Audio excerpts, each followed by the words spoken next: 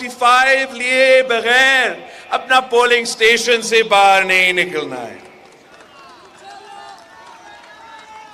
اگر جیسے میں نے آپ کو بتایا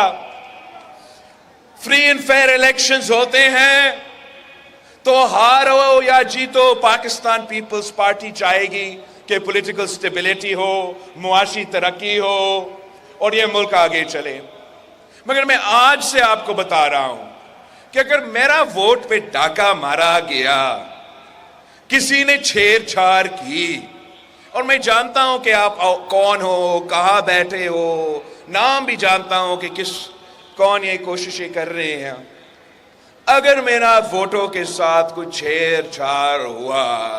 تو پھر میں ایسے ان کا پیچھا کروں گا کہ وہ عمران خان کو تو بھول جائیں گے.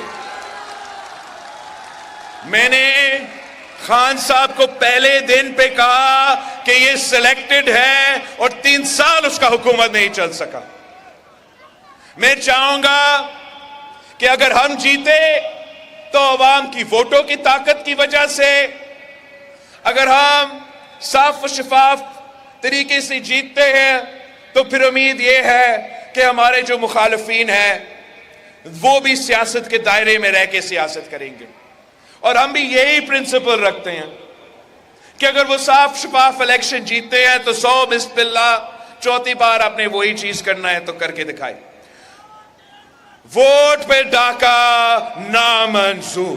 آپ کے ووٹ پہ ڈاکہ, لڑکانوں کے ووٹ پہ ڈاکہ, سندھ کا ووٹ پہ ڈاکہ,